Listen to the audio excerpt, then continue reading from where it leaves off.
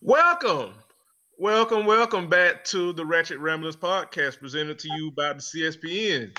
Y'all niggas missed us, didn't you? We had the week off. Niggas went on vacation, but we are back. We are here.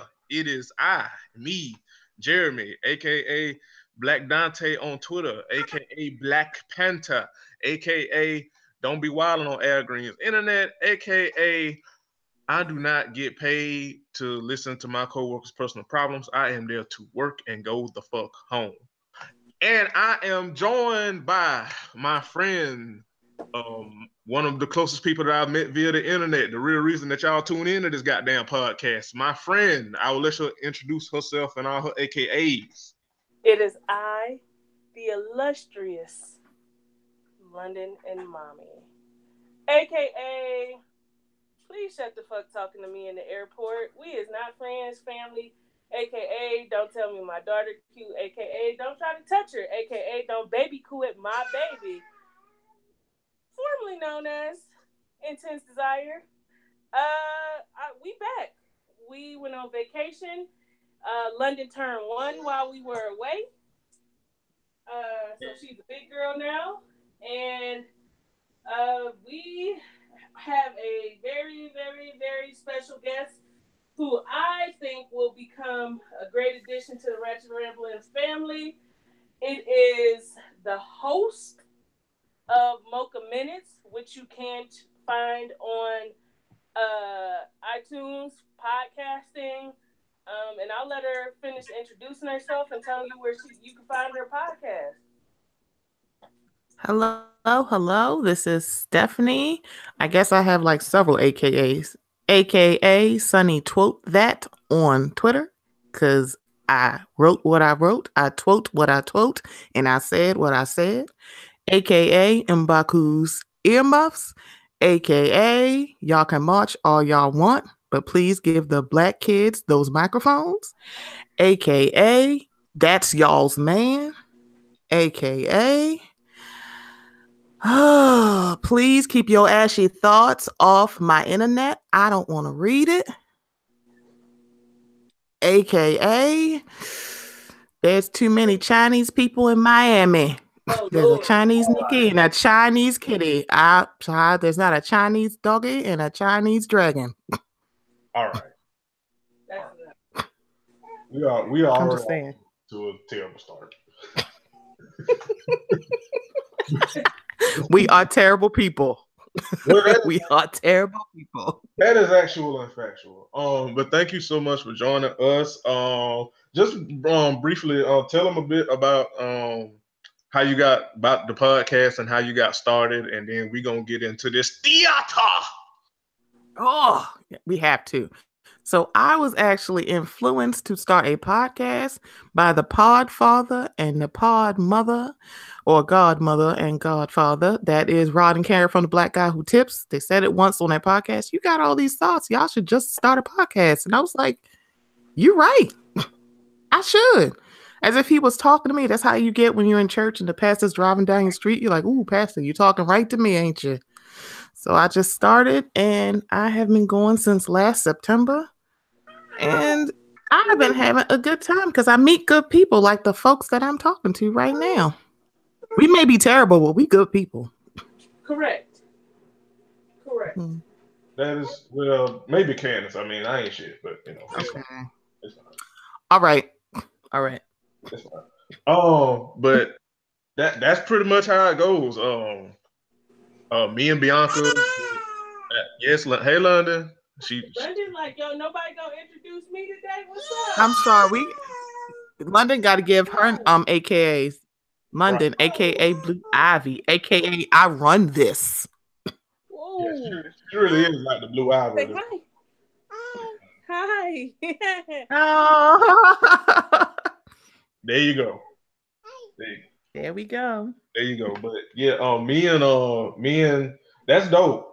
That's the one thing I like about podcasting and black podcasting in particular is because it's like we all influenced by each other. Like me and Bianca were influenced to do it start years ago, and via Crown of College, people loved when Candace would come on and me and her would talk Ratchet TV and shit, and that's what greenlit this show. So, you know, black podcasting is dope, and pretty much I only listen to black podcasts because I only care about black shit. So, you know what I mean? I don't really care about what white folks got going on. I mean, so it's, you know, but it's only so much whiteness I could take.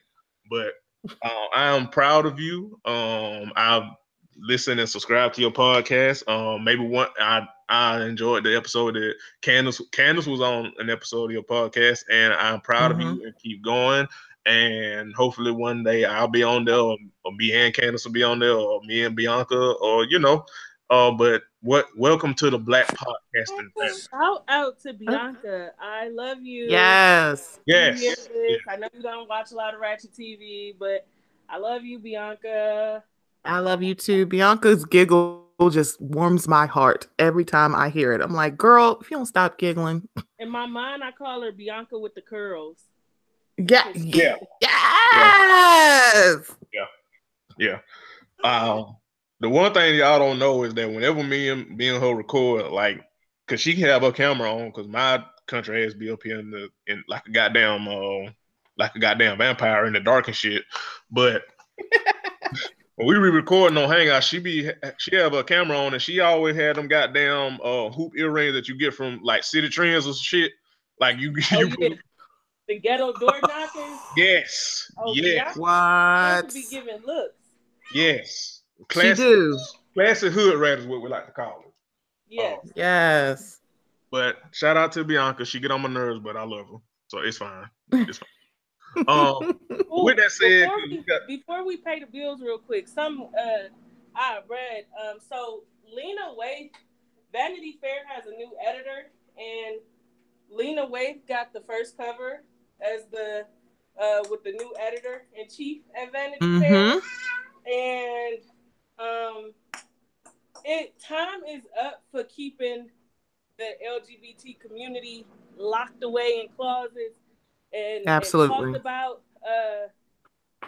She also had a picture in that spread with her fiance, and I just need to say that Black women, we deserve peace before we reach our 30s and 40s and 50s.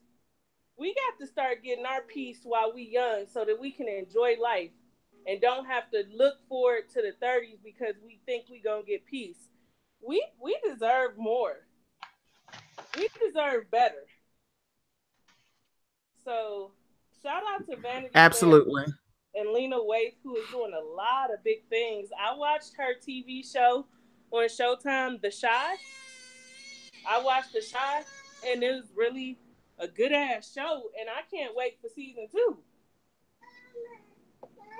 Yeah, I gotta get caught up on that. Yeah, it's worth watching. I will say that it is worth watching. That is correct. So shout out to her. Yeah. Let me pay these bills right quick. You are listening to a CSPN production. You can go to our website, cspn.us, and click that podcast tab and listen to Ratchet Ramblings and all of our episodes thus far. And you can also listen to all the other wonderful shows that we have on the network. We really have grown, and we seem like almost damn near every day we add new shows to the network. So we got a little something for everybody. And if you enjoy all of our content on the CSPN, you can go to that Keep Our Podcast free tab on the right side of the home screen and shout out all of our many sponsors. It's no extra charge to you. All it does is with every purchase that you make through our website with all of our promo codes, it gives our boss man and CEO Classic a little bit of the brick to keep the lights on and bandwidth and all that other podcasting network CEO shit that he does, so he can keep all this shit free, so you, the listener, won't have to pay to listen to my ass sound like some chicken broth, some hog maws, and some black eyed peas with some sweet potato pie on the side. So yeah, and I was just recently noticing from one of my favorite shows on CSPN, aside from Crown and Collars and Ratchet Ramblings, but Bad and Boozy, and yes, they have absolutely secured some affiliation with an online wine vendor, And so check them out. You order some wine, and we get a little piece of the brick to keep the lights on, and you get to sip and relax to our shows. So yeah. Yeah, be a greater hoe and not a hater hoe, and keep us free, because I'll be damned if I would pay to listen to my country ass talk. I'll be damned. Because I know that Jeremy sounded like he drank Coke 45 out of a paper bag. Oh.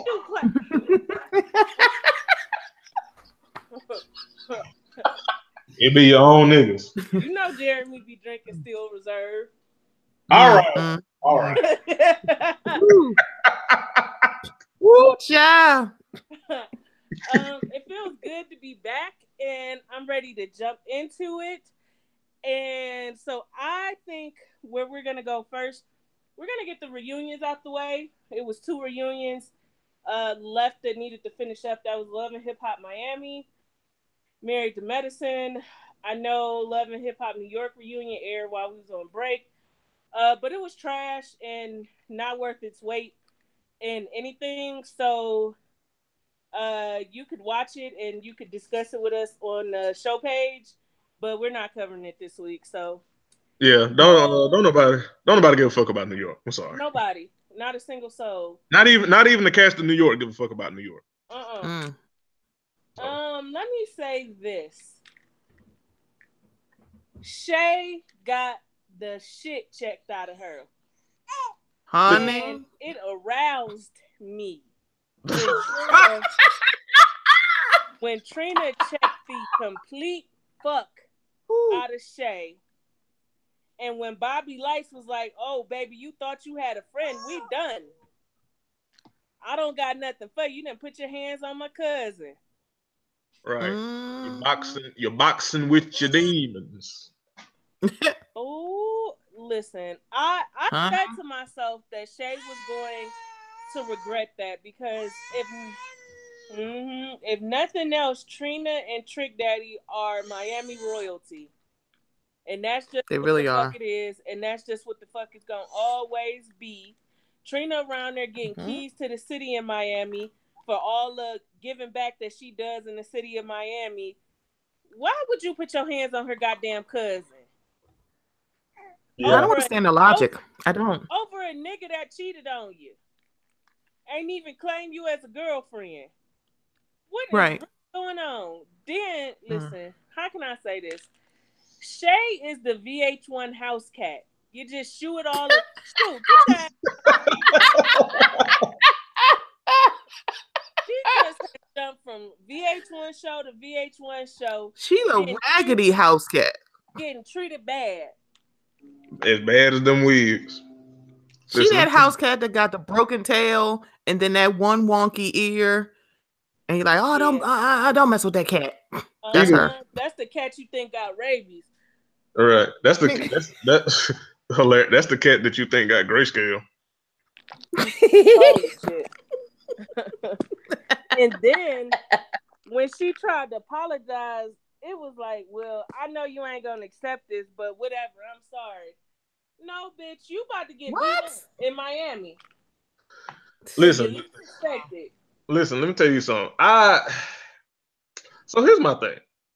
I can understand Shay being annoyed that, because I mean, in all honesty, I mean, it wasn't Joy business to go back and tell like who the fuck Shay was hanging out with or whatever, right? I get that, but even still, if it like you said, Candace, it's over pleasure P. I get it being annoying, but if it's over pleasure or dealing with pleasure, somebody that done you wrong, no pun on one of his songs, I'm like, I mean, it's annoying, but okay. And like, I'm not finna fight Joy. If anybody, I'm more annoyed at Pleasure P. In my opinion. I'm annoyed that she fighting over Pleasure P. You doing all this for, like, seriously, Pleasure P? Like, you couldn't even. We can't do this for Bobby Valentino. I mean, did y'all run out of dudes? Like, I want to know. But the fat one with the bad temper, Baby Blue. Let me tell you something. He the hero we don't deserve. He was so damn funny. Between him and Trick Daddy, cackling. That was me. I was like, Baby you know what? Blue is the hero that we don't deserve. And, you know, I just... He is when he was entertaining like, trash. When he was like, Shay, Shay, He was No, check that. I'm like, oh. Yeah. See, we gonna upset the baby. See, we gonna upset Blue Ivy. Blue London Ivy. That's London full name on the show. Blue London Ivy. London Ivy. London Ivy. London Ivy. London Toogie Ivy. But yeah, Baby Blue was like, Shay, like, sis, beloved. This This ain't what you want.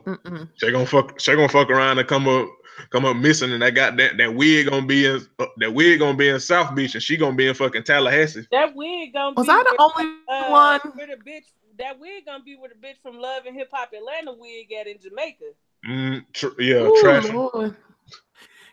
Was I the only one confused by her hair? Because I didn't know what kind of. We all confused. That's the point. I'm we like, all confused. Was it a mohawk? Wait, is that a wig? Is it a wig? What the hell is on your head? It had two braids on the side. Then it had some shaved sides, and then it had a faux hawk. It was really bad. And Shay, listen, you have sucked way too much dick across the VH1 spectrum to not have these niggas at least pimping your lace front.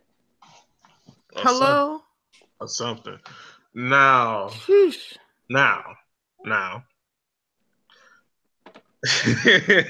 I was the one that live tweeted the reunion. Now, I do have to say, while it was sinister, while it was hilarious, while it was hilarious and completely understandable why Trina got big mad at Shay. Now, she did not have the same energy for Veronica Vega. Now, hello. Now, I get it, but at the same time, I was like, But the whole damn cast surprised me because they really let Veronica Vega say that she black while up there looking like if fucking what's that big Amazon woman that used to date Flavor Flav? What's her damn name? Oh, Bridget Nelson. Yeah, like if Bridget Nelson shot at City Trends, it would be Veronica Vega. Up there looking white as shit, and the whole fucking cast let her say that I'm black and I can say nigga, and nobody say shit. Nobody didn't say anything. I was very confused. You know what pissed me off? Not even Nina Parker, sassy mouth, fat face ass,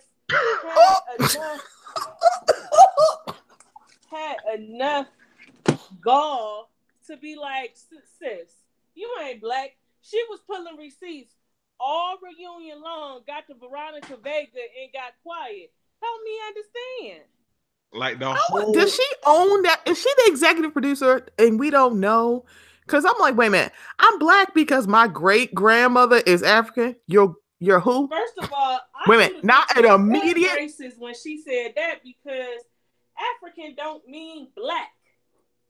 There are white people from Africa. Correct. It's like so if one of my great my great grandmother was white, so can I say I'm white? Is that what we're doing? Is that the new move? Because I didn't realize that's how we do things.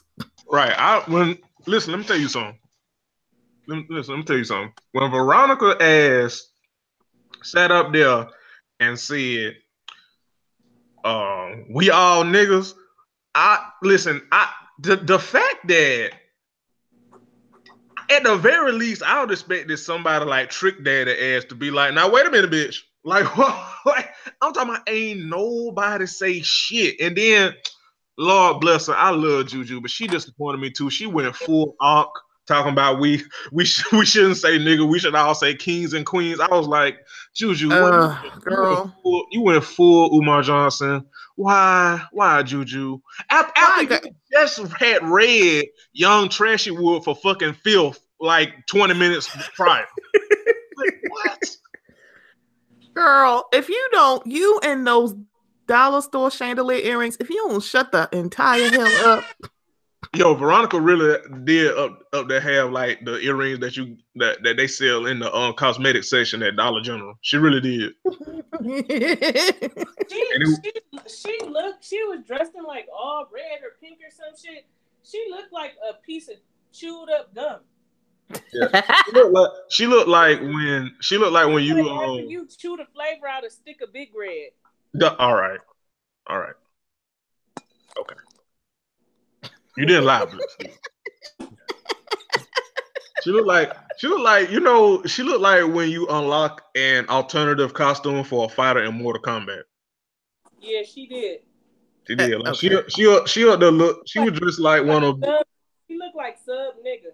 Yeah. All right. So fucking stupid.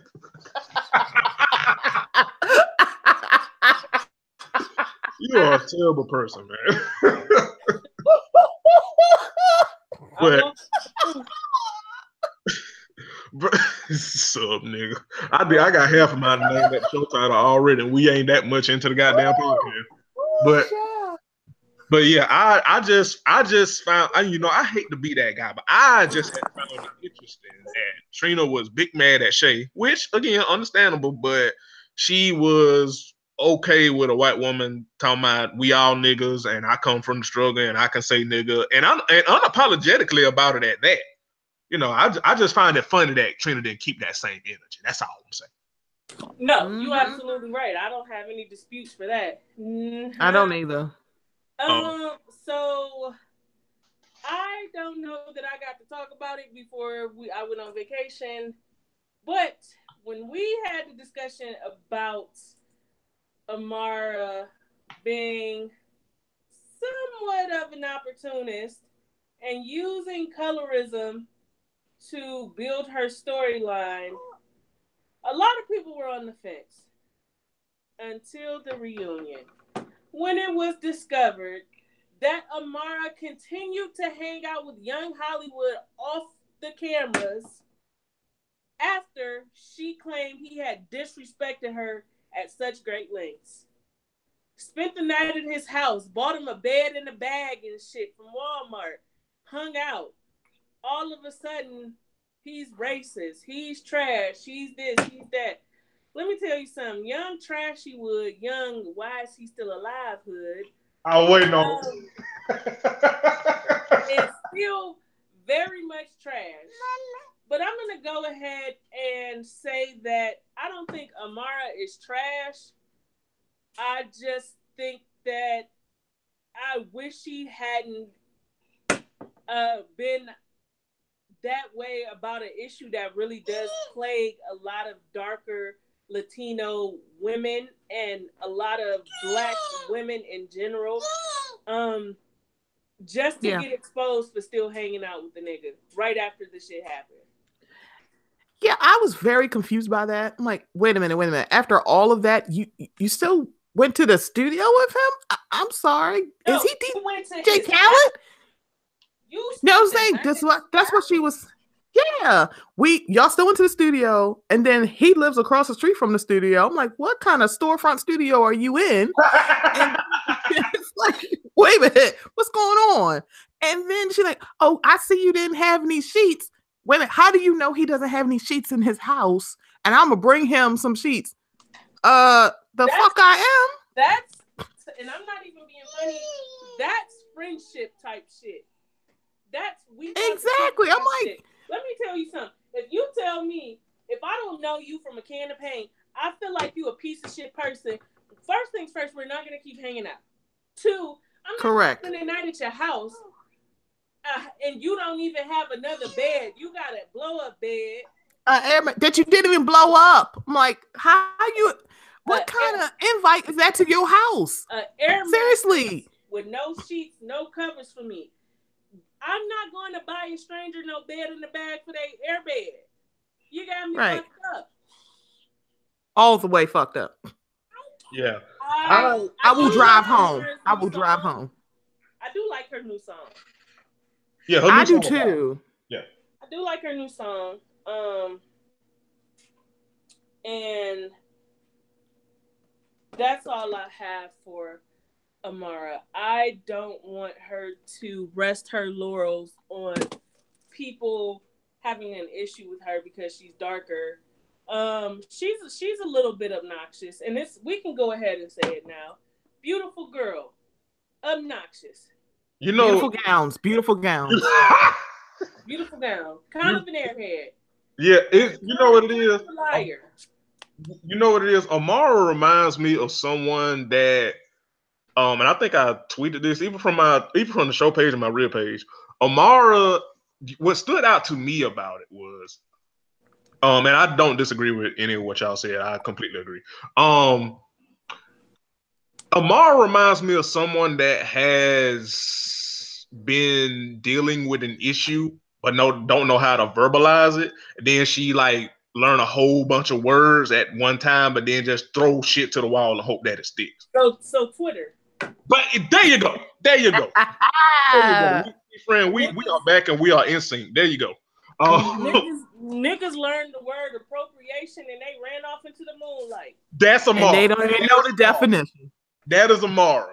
Because when Amara said the shit, I'm not gonna lie, I rolled my eyes and I was like, okay, girl. But when Juju said the same shit, you can understand it. And I think you said it a while ago, Candace, that speaks to the age level. Because it's like Amara is like a little kid just throwing a whole bunch of words to the wall and hoping that it sticks, while Juju a grown-ass woman and she can articulate it way better and in a more seasoned tone and you understand what the fuck she's saying. Yes. And I also think, Amara's speaking voice is annoying. I mean, that's just, I think that also plays. Go ahead. Watching her for a whole season of a show, she's kind of annoying. Yeah, And I kind of get it. And this is why if Veronica Vega wasn't a racist piece of shit, she could have had a chance to be my favorite on the show. Because she really didn't play no games. But she racist. And so I don't have nothing for the bitch. Or the weave that she, like, talking about weave set up there with that yucky ponytail. Right. That's the other thing. Like, it's one of those things if it's like we said, well, it's like we said before we had the break. Amara, when you stoop to the level of clownery, you might not look as bad as the clown, but your goddamn show put on a mask.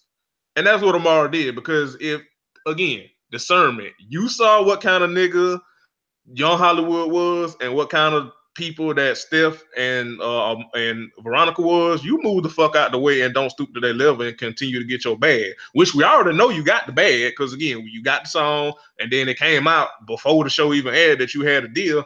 Veronica ain't got shit. Steph ain't got shit. Young Hollywood ain't got shit. You got your bag, so why the fuck you fooling with this clownery? It makes you look bad. And then come to find out you still hanging with the nigga. So it does it does make you look funny in the light. Absolutely. You know, but like you said, Veronica is racist and she also trash. She also ain't no real bitch. Because let me tell you something. The queen, listen, I love JoJo. I'm sorry. JoJo, listen, again, I appreciate somebody that stands up in their mess. And like, and it's like, and also it's like, I also am a millionaire. JoJo, little Steph and Veronica dead in their faces like, look, bitch, don't let it not be lost that I'm a millionaire and I can buy you bitches. JoJo, I don't dislike JoJo, but she looked like Eeyore. She does. I ain't gonna disagree. She do. Mm-hmm. She definitely looks like Eeyore in the face. She do. But I can appreciate her standing up for her mess as opposed to Veronica, well, as opposed to Steph, and to a lesser degree Veronica, but especially Steph trying to like play both sides and shit. And JoJo was like, nah, bitch, you weren't playing both sides. You definitely was being a messy bitch. It's Spider-Man pulling that Spider-Man, but you trying to act like you was messy when you was, because I was there with you. So it's like, what's up? Right. Yeah. I don't get those three. They're just weird to me. It's a lot of hair. It's a lot of hair everywhere. And sometimes I get lost. Like the blue-haired one, like you need to shut up. Just stop talking. Stop sitting on that fence that you love to sit on and look at the ping pong ball float flying across the fence. Like, where do I fit in? Girl, shut the fuck up. Yeah, Steph is annoying. Shutting the fuck up is free. It's so free. I told y'all Malik was full of shit. He broke up with that man on national TV. Yeah, let's talk about it. Let's talk about it. I thought Malik and Bobby was gonna get into it, but let me just say before we go on, because Bobby didn't give us a lot of theater, but I'm glad he didn't for a change, because he gave it to us all season long. Agreed. Bobby conducted himself really, really well, and I was really proud of him at the reunion. And that's all we've been asking from him all season. Just turn down a little bit. Don't always be on 10. It's okay to be on 6. And there you go. That's all we've been asking about it all season. Sometimes you don't have to be on 10 all the time. Sometimes you could be on 6 and get to the money. That's all we've been asking about. Mm-hmm. I get it. You and Alvin don't like each other. Y'all will never like each other. Y'all not friends. We get it. It's like Alvin did look a hot mess though. Yeah, it's like you want my position, baby. Nobody don't want to be the assistant. What we doing here? Yeah, I was like, what position exactly are you securing? Because you're an assistant, sweetheart, and no shade, it's a check and you get your paid. But you the CEO of the record company, Trina Under. Right. You act like you her manager or something. I'm like, did I miss it? And I mean, no shade, but it ain't like Trina got the same pool she had like 15 years ago. So, well, he got 15,000 on his wrist, like he said. So she must have some sort of pool. Yeah. I mean, fair point, but I guess, like you wish I was like you. You wish you were on my level. What level are you at, sir? I've looked at the org chart. You're assistant. What level is that? That's like somebody at like fucking Target or some shit, like a part-time cashier acting like they goddamn night shift manager and shit. It's like no.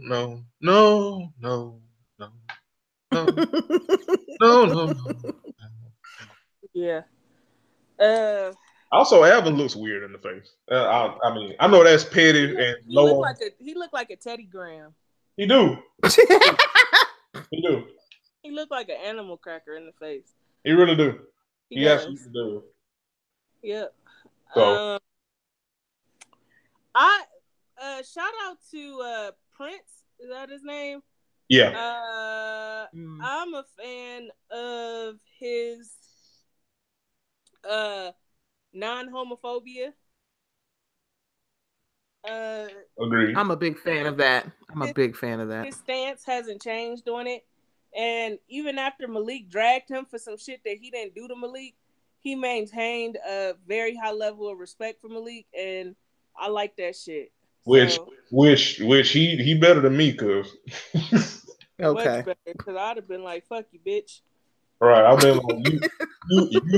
I would have been like, Malik, you and your chiffon can go straight to hell. Correct.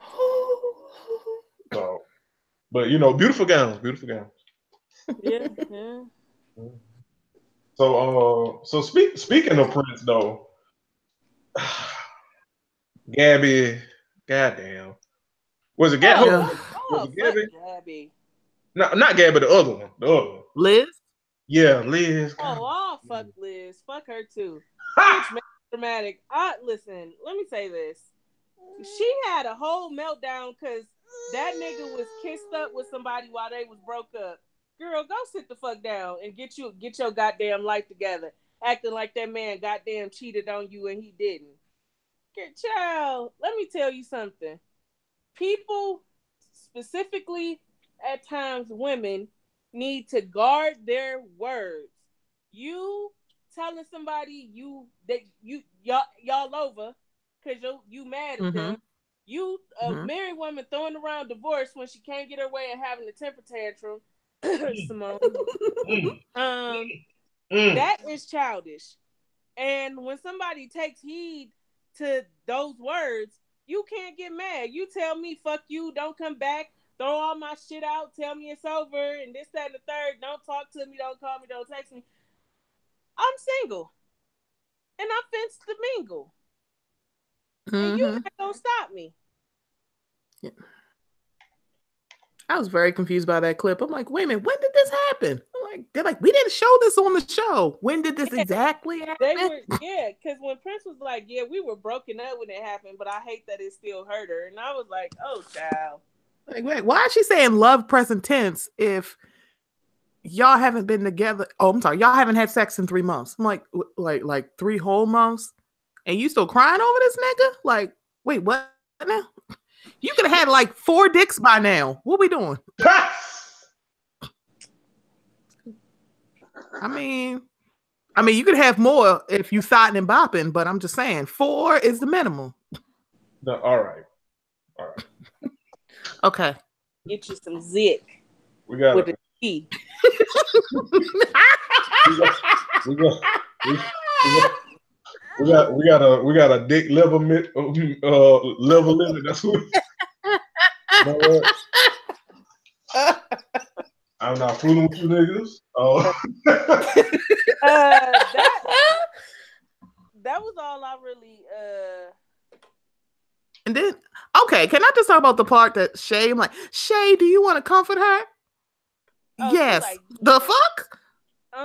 Yes, I need more screen time. Absolutely. Let me Shantae on over here. Girl, if you'll sit your ass up on that couch, she's a grown ass woman. Let her grown ass, you want a grown ass walk off? Bring your grown ass back and sit here because you paid to be here. So sit your ass on that couch. The nigga with the one big dread, I'm glad he went to rehab. Shout out to you. I was like, how many dreads? Oh, wait, that's one? You still look musty, but shout out to you and your recovery. And I hope you stay clean. I hope that for you. And boxing with your demons. Can I just shout out Kiara? Because she looked amazing. She did. Like, wow. I'm like, go ahead, girl. She did. She looked very good.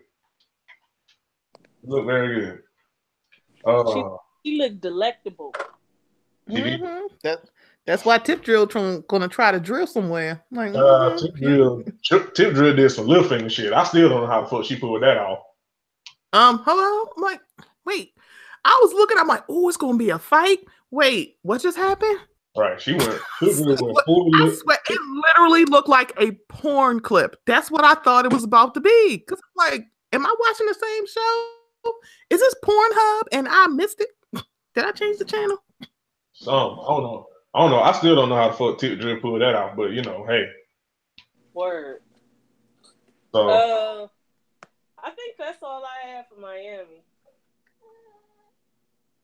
Yeah, I can't think of nothing either. So Married to Medicine. I'm over here doing the Bankhead Bounce. That shit was so fire. So let me say this. Atlanta. So let me say this. I think that Married to Medicine is one of, if not the best reality TV show out right now. I've been saying that. It's the best show on Bravo. Yeah, especially on Bravo. Bravo need to stop playing and move it back to after Real Housewives of Atlanta. They need to put it back because I'm like, Friday, what y'all doing? It actually deserves Housewives spot at the moment. If we being 100% honest. True. Because Rome could have been on Friday. Because Housewives is giving us Chitlin circuit right now. So, we'll get to that. But listen, let me tell you something. I thoroughly enjoyed Married to Medicine as a season, and I enjoyed the reunion. So, I mean, where do y'all want to begin? I want to get the elephant in the room out the way. I want to discuss Eugene and his infidelity. Greg. Yeah, Greg. Oh, let's please talk about that little dried up milk dud. Please, let's talk about him. Stephanie, you want to point out that Dr. Eugene been mad sassy since he lost that 40 pounds. And that's how you stunt when you a bad bitch and you glow up. So Quad. So in part 2 of the reunion, Quad just says, you know, it's some shit that been going on that y'all don't really know about. And I'm tired of y'all acting like y'all know everything going on in my marriage. Yeah, and before push power, don't lose that train of thought, friend. Before you go on, speaking of that, can I just say, Mariah, girl, you can go to hell. Okay, continue.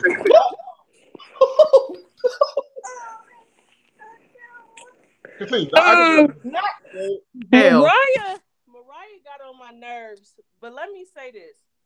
She had a point about Heavenly getting a lot of passes.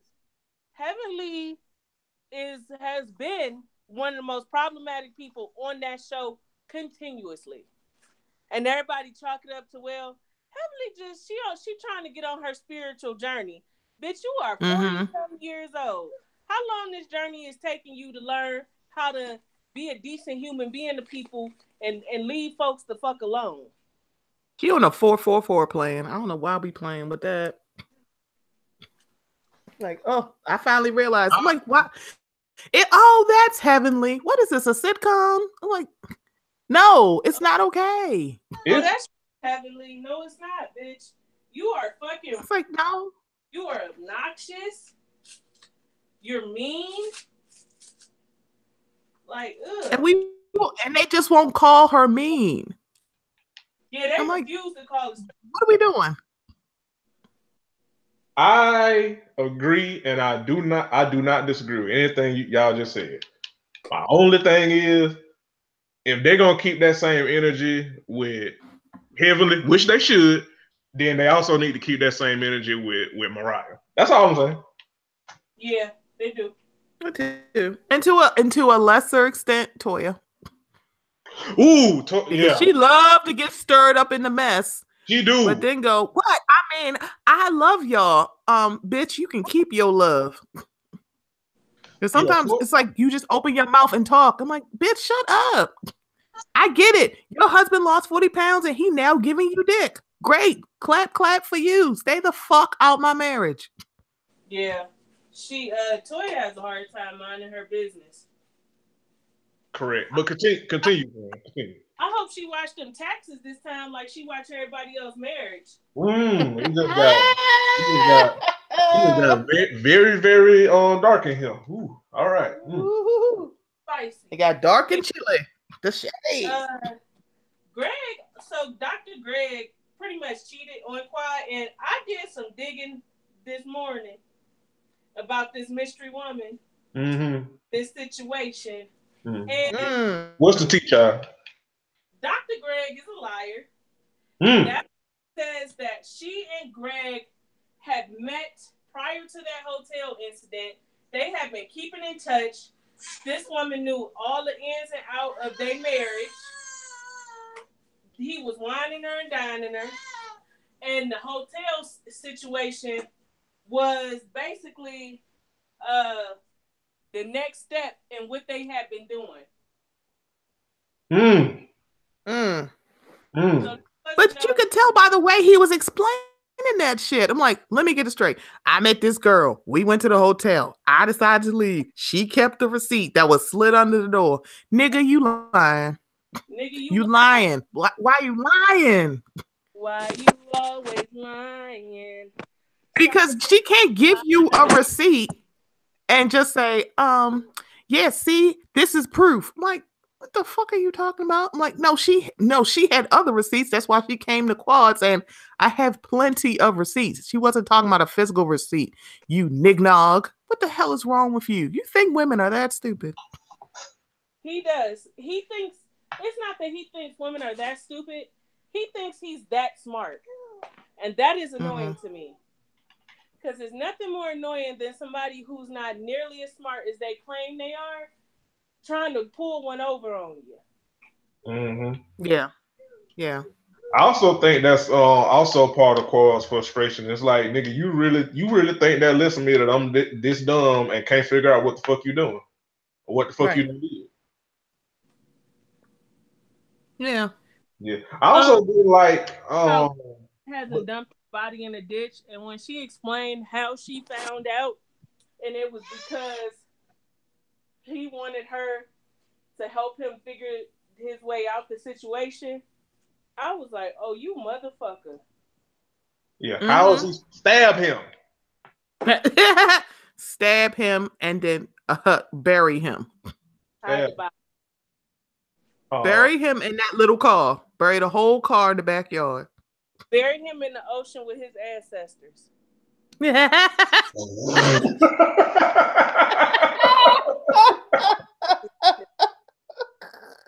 All right, that's enough. We gotta end this podcast, ladies and gentlemen. We apologize because Candace don't know how to act like she got some sense. We'll see y'all. I am thoroughly tired of you on this day at this hour.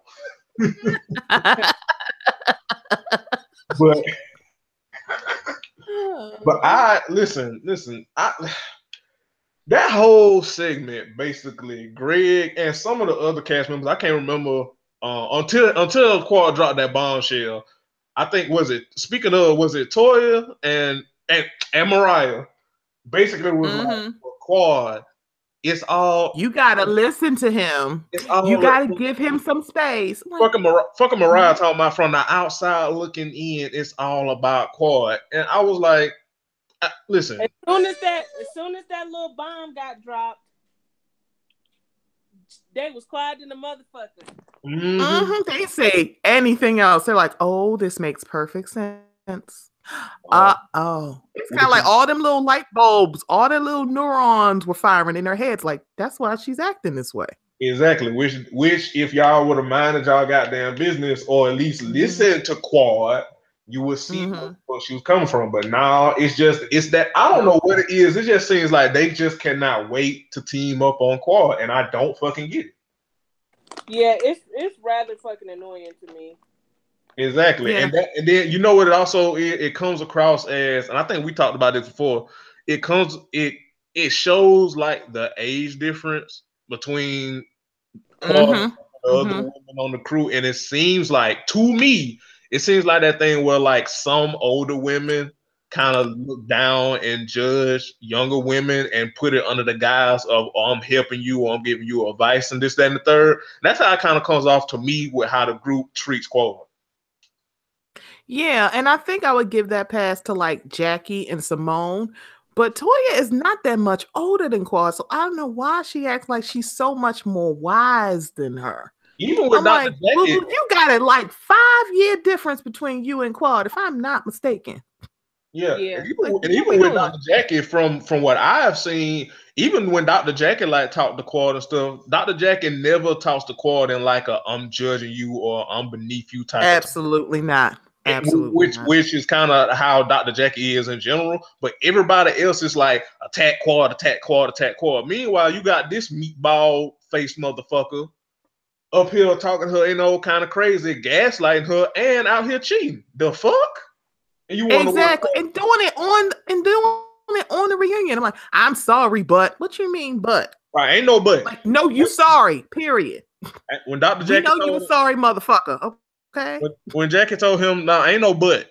That can't be a motherfucker said, "But." I was like, "Is he talking about two ass cheeks? Is he talking about a cigarette? Because I know he ain't talking about no exception. No, it's like you can't, and then it can't be. It's like you're still blaming her in this. She got to help you out of this. She drove me to this. Well, we were unhappy before. Did you think this situation was going to help? You what you met some random bitches at the bar and you just decided to go to a hotel room? Nigga, she was born 36 years ago, not 36 minutes ago. What are you doing? Right. Again, it's that thing Candace said, like he thinks he's smart. And I said this before we went on the break. Greg will never not see Quad as nothing more than a woman he took out the strip club. Yeah. Exactly. And I'm like, why you keep treating her like that? I'm like, you're her husband. See, people that are viewers of this show, they can treat her ass like that. Not that they should, but they can. You are her husband. You're supposed to be her support, and you still treating her like, I built you up. I built this, and you won't give me no baby. I'm sorry, I wouldn't give your ass a baby either. Listen, I wouldn't even be giving you no pussy if we keeping it a buck. Like, you wouldn't even be sniffing me. How about that? When Quad ran down the receipts and they showed side by side, Bravo showed the side by side of the clips of all the things that she has done for Greg, and then saying, I just want a little, and then and we'll get to this when we get to Simone. Quad even said, I am not saying that I am perfect, and I'm not saying that problems in our marriage are solely on him. But I want somebody to meet with our problems, take accountability, and meet me halfway. That nigga couldn't even do that. He can't, because he not owning up to his part. He's just like, I mean, I've tried different approaches. I'm like, no, actually, you haven't. You've been doing the same approach and thinking you're going to get different. So you're going to get a different reaction. No, you're going to get the same reaction. I'm literally telling you, I need you to give me something different. I pay the bills. And am I a bill? Is that how you're treating me? It's like, you're not listening. It's like, she won't give me something specific. I'm like, she don't need to give you a fucking list. She don't need to give you a list. What are we doing? It's like, you don't know her? It's like, you're not even trying, but you the only thing simple for you is like, you give me a baby and I'm happy. I'm like, why bring a baby into this? It's like, okay, she gave you a baby, but then y'all still had the same problems in y'all marriage. So like, what the fuck? And so then she got to clean up after the dogs and the baby and you, and help run your office and run her businesses and write a cookbook and cook and clean. She got to do all that shit for you. And all you got to do is show up in your little Mini Cooper or whatever the hell that little box is that you drive. Oh, yeah, that Mini Cooper that he be trying to speed off in. Every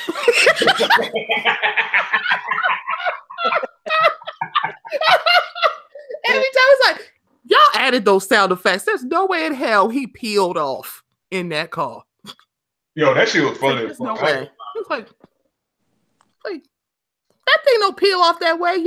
Y'all edited this. Yep. So yeah, fuck Greg. I read that they are separated currently. So good. I hope so. It's not going to get better. He's only going to get older and grumpier. And Quad is still young enough to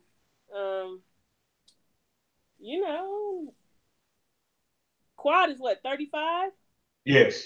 She's 35, 36. It's like, you're young enough to go get you another guy. Young dick that ain't gonna cheat and enjoy yourself. Go find Will. He's available. Go find Will. All right. Yeah. I mean, he ain't gonna do nothing but, spit some like nice words. Just hope that nobody else don't know him.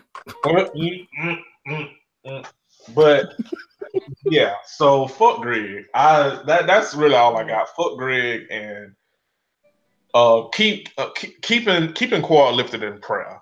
Correct. So Simone and Cecil. Simone is full of shit, and that's where I stand with it. I have been keeping up with this all season and even last season. And what I want to say is this. I adore Dr. Jackie and Simone in terms of their success as Black women in Atlanta, what they do in the community for women, especially women of color, when it comes to our health. I love it. Mm-hmm. I do. Mm-hmm. I think they're beautiful, smart, funny, driven. I think they're all of that. However, marriage is a choice. And when you choose to get married, you are choosing to put your marriage and your family above all else. You don't keep getting passes because you're a doctor and you work full time and you're recording the show. When Simone said that, it really, really rubbed me the wrong way because she said it as if Cecil does nothing. Cecil too works full time. Cecil too films for the show.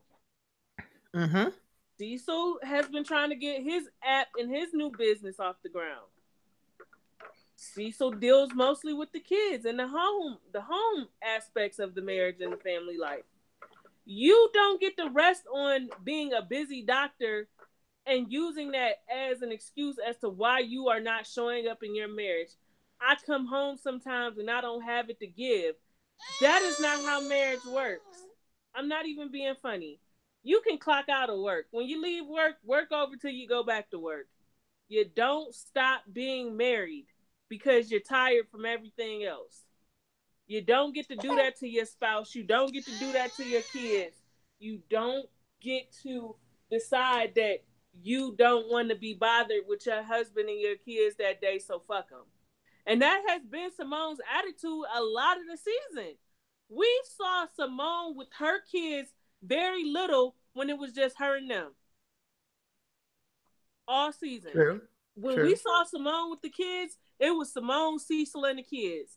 A lot of times we saw Cecil, it was Cecil and the kids. We ain't see a lot of Simone and the kids. We ain't see a lot of Simone coming home to cook dinner for the kids and see what was going on with school and get them prepared and this, that, and the third. That was a lot of what Cecil was doing. So for her to act as if his role in their lives is so minute and menial, I was really disappointed in Simone. And I thought it was a cop-out. And when Cecil said, Simone, I feel neglected. You put everything before this marriage. Everything. She was like, Cecil is full of shit. I don't want to hear that. How dare you? We was talking. Me and Candace was talking about this pregame before we was waiting. Waiting for Stephanie to take care of her business. I'm a person where if I'm big on accountability. If person A is saying, well, all the problems that me and person B have is on person B, and person B is like, we have problems, I play a part in that, and I do acknowledge it. However, person A is also at fault, and we need to come together and work it out and find a middle ground. I'm going to more likely believe person B. And that's how I feel about Simone and Cecil. We have seen all season Simone putting everything on Cecil and that he is just, all of it's his fault. And we have seen Cecil take accountability because, I mean, come on, my nigga. I do understand that, people have different love languages and show, different levels of affection or different means of affection. But he fucked up that aspect. And I mean that. I'm not even trying to be funny. Your spouse should never have to go months at a time without hearing the words, I love you. Yeah. That's where I was going. Cecil had me fucked up, but he know that he's wrong and that he needed to get that shit together. And then I knew Simone was full of shit when Cecil was like, Dr. Ken gave us an assignment. He gave you an assignment, Simone. He said, plan a date night for us so that we could spend some quality time together. It never happened. How are you pushing counseling, therapy, commitment, get in this, work, fight, and you're not even doing the work? Right. Exactly. And I saw people online saying that Cecil is whining, and listen, I don't like to do the whole like, well, if it was a man, XYZ, if it was a woman, XYZ. I don't like to do that.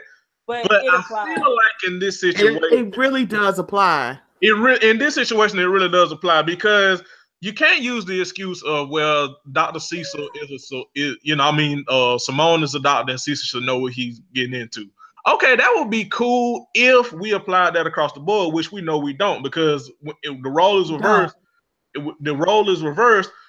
We've seen plenty of times, or in different situations where like a man is a doctor or some shit, like he's neglectful to his wife or whatever, and the wife is asking them like, asking them We for saw it this season. Yeah, we saw it. Exactly. You saw it this season with Claude and Greg. Yeah, with Notice Claude and before Greg. So everybody heard the bomb, so they it's were like, Claude, you have to do more. Claude, Right. you have to do more. So It's I like, feel. wait So, a minute. not to cut you off, Seven. I'm sorry. So I feel like people are kind of playing into that double standard, and like I said, I don't like to do that because I feel like, especially as adults, we should be able to have nuance and talk about things without having to do the whole, well, if it was a woman, if it was a man type thing. But it really does apply in this situation, because there's no way you could tell me that if the roles were reversed, people would be on Cecil's side. We would be like, nigga, what the fuck? Like, you can't show your wife any kind of affection. Like, I know you're a doctor, but my nigga, that don't mean you have to be like a robot or no shit like that. If that was Cecil, we would be dragging him. And so I'm sorry, but Simone tried. I Go ahead, Ken. I saw women saying things like, those niggas need to get a hobby. And I was like, are y'all that cold and callous that you don't think men want time with their women, to love on them, to make memories with them? And I was like, how do you tell a man to get a hobby as if he has not been married to this woman for 21 years? Yeah, and that's the other part. Is not whining after a year of marriage. We're talking about decades of marriage now. So if he says after 21 years, right in this moment recently, you have really slacked off on putting our marriage and our family first, how do you tell somebody, oh, you whine and get a hobby, join the garden club? Some people really need to shut the fuck up and guard their words better than they do. I feel like that's one of those things where, like, you know, especially like on social media, like people got to stay on brand. You know what I mean? Because it's kind of like, you know, like, men are trash and this, that, and the third, which, I mean, men are trash. I mean, I'm not, you know, in general, I'm not dismissing that, but it's like, come on, my G, like, you can't come off brand and be like, okay, I understand where this man is coming from. Like, he is acknowledging, like, he does have faults, but he is also saying that, hey, I would like for my wife to not, like, neglect me and stuff and not treat me as like I'm a burden in our relationship. Like, you can't come off brand just for a second to be like, I understand where this man come from, because I don't think what Cecil was asking was like that strenuous, and vice versa, by the way. Like, I don't think what Simone was asking was that strenuous, but it's a thing where it's like, he has points, she has points. They should have been able to both stop being so damn stubborn and come together and reach a middle ground, as opposed to, like Cecil said, I think I'm right and she wrong, and I think I'm right and he wrong, and now y'all here. Like, this it's not a, oh, one is right and one is the other. Like, she has a point, he has a point. They should have been able to come together. That's what the fuck y'all going to counseling and shit for. And for Simone to just put it, yes, London, and for Simone to just put it all on Cecil, and for people to be like, well, Cecil is whining and this, that, and the third. We don't say that shit about Quad. And Greg is worse than, in my opinion, Greg is worse than how Simone treats Cecil. So it's like, what the fuck? I just think some people just can't come off brand, and they can't humanize and empathize with, you know, certain people or certain identities. And I get it. You know, I get it, because I have very to little sympathy for white people most of the time. But at some point, you got to come off brand and be like, okay, I get it in this situation. That's kind of like how I kind of feel about Cecil and Simone. Yeah.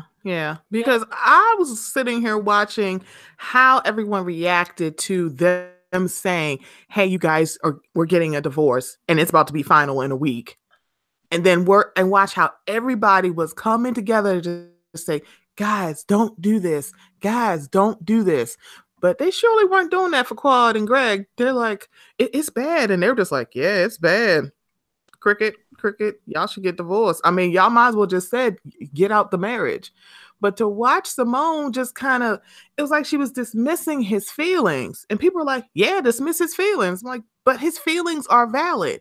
You can't be in a marriage with someone and not look at their feelings as valid. Because that means they have carte blanche to not validate your feelings. It can't be Cecil don't give me this. Cecil don't give me this.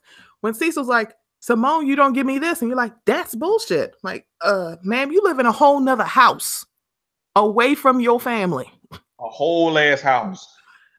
You had a South house. Like, what the hell? And your family is not even named. Like, oh, you want to come see the children? You want to come see the children? I wish the hell I would live in a whole other house without my children. And be okay with that because I'm tired. Bitch, if you don't get in your fucking car that's probably not a Mini Cooper and go see your damn children, sell the damn house. Sell the house. Why are you doing this? And I feel like she just wanted to like jolt him and get his attention. Like, I'm just going to leave. Like, you don't want the divorce and neither does he, but y'all are so stubborn that y'all not going to go, let's work on this. And y'all got 21 years in. Most marriages don't make 21 years. So why y'all not fighting for each other? And this thing where people are like, oh, he whining. I'm like, he wasn't whining. His feelings are valid. Because I would feel like that because y'all acting like Cecil is a house husband and he don't have no job. That's the other thing. Now, they acting like he Jody. Yeah. Okay. All right. Yeah. All right. Yeah. See. I mean, when you find a lie, I retract. I mean, I haven't found one, but I'm just saying. Yeah, I think it's that thing where people just couldn't come off brand and empathize with Cecil because, men are trash or whatever. And again, I get it, but I mean, come the fuck on. It's not like the nigga wasn't asking for much. And again, in turn, Simone wasn't asking for much either. And they should have made a resolution way before this point, before fucking divorce. But, unfortunately, they just, they both of them couldn't get out their own egos and come to an agreement. And it's sad. And you could tell, like, it shook everybody. Like, everybody was crying. Even Mariah, who is the devil, was crying. And, listen, I'm sorry, but speaking of brand, I'm never going to get off my hate for Mariah. Like, I can have nuance and understand, like, she had a point about Heavenly, but also it's Spider-Man pointing at Spider-Man, but Mariah can go to hell. I'm sorry. She can go to hell. And take her poster with her. Because I'm like, right. She also lied on Heavenly, talking about Heavenly came in the room and touched her things. Girl, the fuck? We got cameras. She did not. The door was closed. She drew on the door. I was like, what we doing? I'm like, cameras don't lie. That's the other thing. Like, if you're gonna call Heavenly wrong, call her wrong, but you ain't got to add on shit. Cause that woman didn't come in your goddamn dressing room touching your shit. Exactly. Mariah, girl, go to hell. Shut up, girl. Right. I hate a motherfucker that put on, man. Like, let the wrong be wrong. Yeah. Exactly. I was glad to see Cecil and Simone get some sort of resolution going. Good for them. But I cannot wait for next season. Because I want to see if they will have worked out some of the kinks. I want to see what's going on with Quad. Specifically, I'm wondering if she and Mariah will try to work on their friendship. Yeah. Without the interference of all the other women. Just them two. Yeah, I agree. It'll be interesting. I will say this is knowing Mariah and how she don't like to take no goddamn accountability, it might not go over well, but it'll be interesting to see. So is there anything else in the review? Motherfucking when in part 2 when they had the husband, that goddamn Curtis was hey, it was time that Curtis went half DJ Envy. he was sensitive as hell about goddamn Eugene cracking that joke. Lord. See, Upset London, he was sensitive as hell. He damn near went for a DJ Envy. He was like, it's a personal attack, and I'm like, well, Curtis, you did whole ass cheat on your wife and publicly embarrassed her and shit. So I'm like, I mean, he deserved them words. Oh, crying ass nigga. You wasn't doing all that. You wasn't talking about personal attacks when you was cheating on your wife. Right. That was a personal attack. Right. Child, fuck it Curtis. really was. I don't have no energy for Curtis because I feel like he's gotten way more forgiveness from his wife than he truly deserves. He got a whole ass pass, and I think it's because they like him. I feel like if they didn't like Curtis, he would have gotten a lot worse. And Eugene honestly should have stood up in it and said, "No, I was joking about it, but that's really how I felt. Don't go, I was just joking. No, nigga, that's how I feel. You dead ass wrong, and it pissed me off." And that's what you should have said instead of hiding it in a joke. We need to stop doing this thing where if he's your friend, you can't come to your friend and say, "You fucked up royally and I'm mad at you." Don't hide it in no joke. Nigga, this how I feel. Yeah. And that should have been the end of it. Pretty much. Yeah. That Curtis was you could tell he was big man. He was like, I understand how you feel, but it shouldn't come as a personal attack if we're friends. And it's like, well, nigga, you also shouldn't have cheated on your wife. So I'm like, I'm lost. I don't know what to tell you. Right. Yeah. It's okay to say that, you're my friend and you disappointed me. And I have every right to feel disappointed in you. Don't hide it in no joke. I said what I said. Stand up in your mess. Mm-hmm. Stand up in your mess. And stop acting like you don't deserve that shade. I'm like, no, you deserve all of this, sir. Everybody loves Jackie. What we doing? Yeah, pretty much. And oddly, they love your ass, which is why they disappointed that you did the shit that you did. Mm-hmm.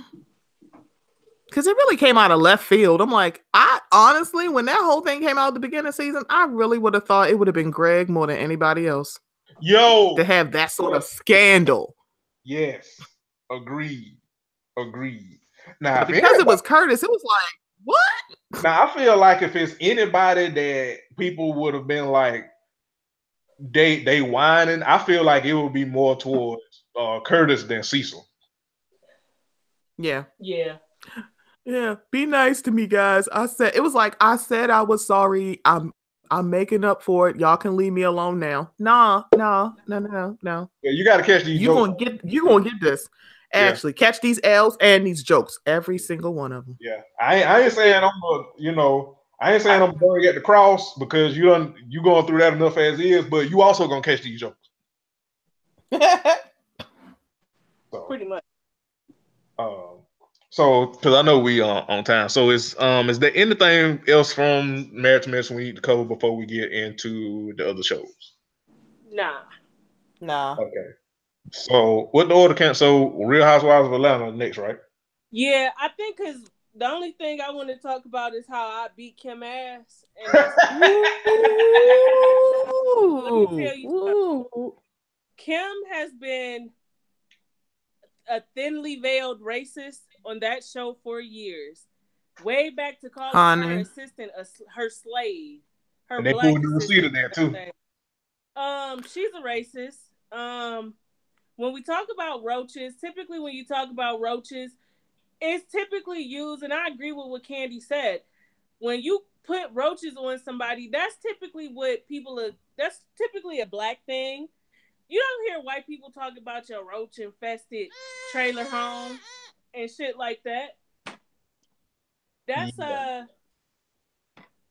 that's a trope mostly aimed at African American people. So And so for Kim to act like she don't know that, I think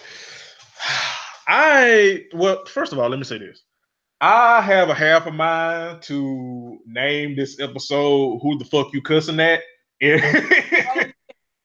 have to. You have to.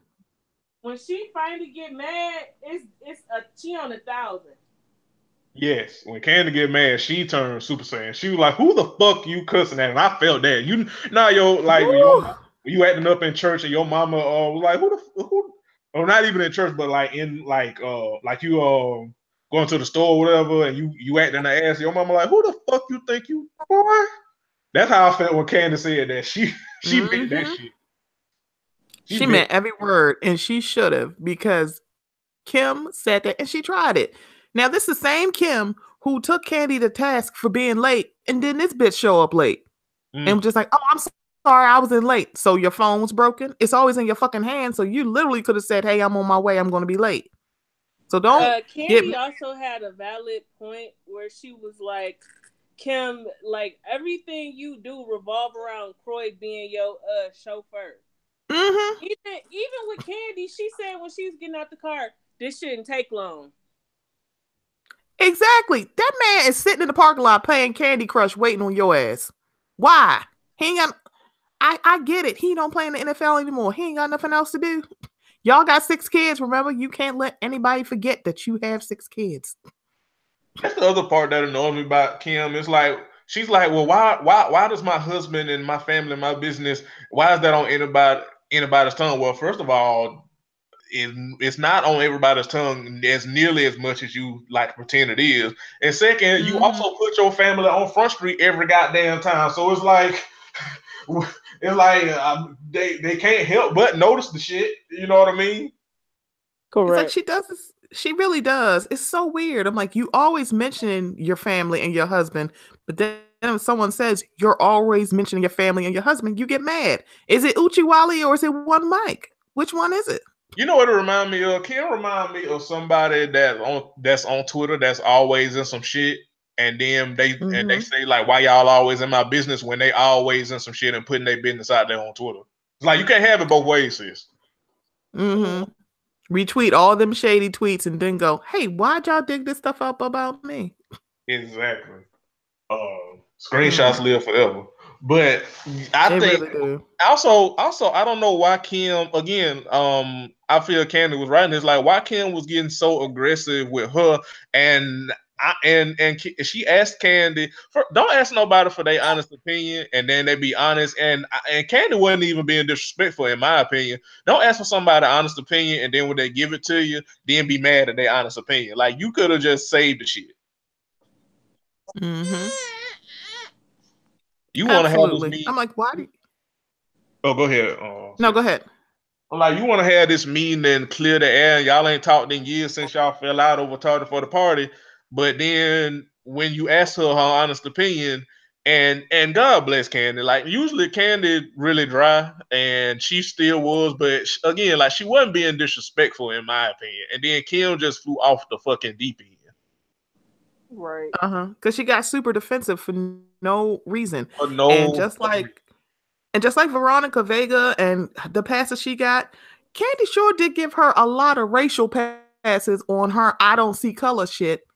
Child, let me tell you something. And Nene pulling the race card. I'm like, no, she ain't pulling a race card. I'm like, you sure are giving her a whole lot of passes on this I don't see color shit. I'm like, see, no. I watch any person who says I don't see color. You fucking lying.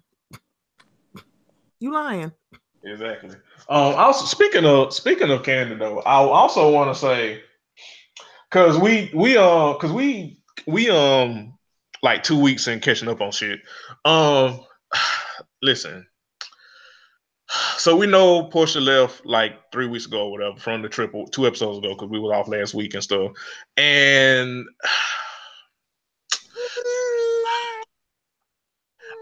I'm not saying I'm on Portia's side, and I think we talked about this before we left.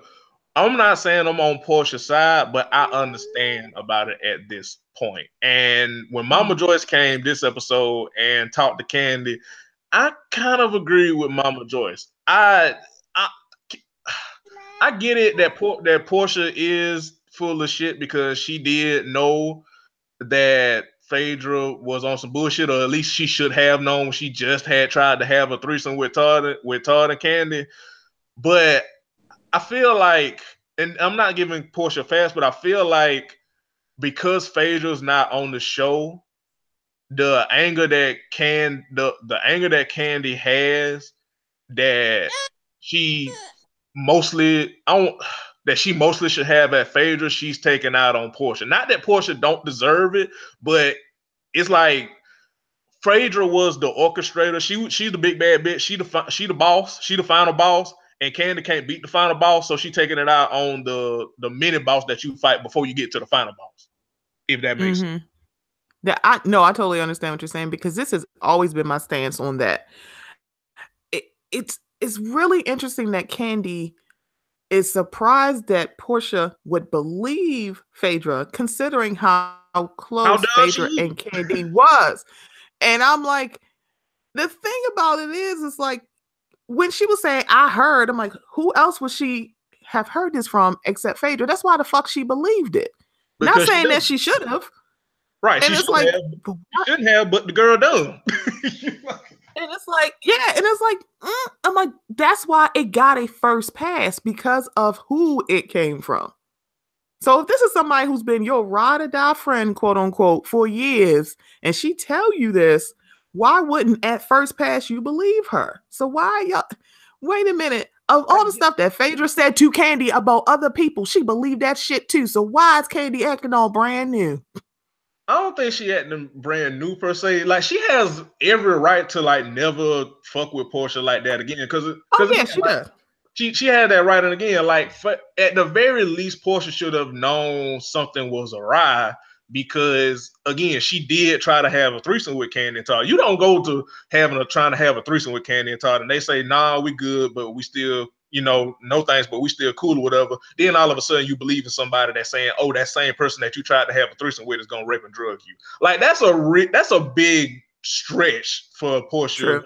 To try to believe. So again, like, I understand and I completely agree with Kandi in the sense of, until Portia fully takes ownership of her part in it, we can't necessarily move forward. I'm gonna be cordial and keep the peace, but I can't really truly fuck with her anymore, because she won't completely take ownership of her part in it. But that's the key thing, her part.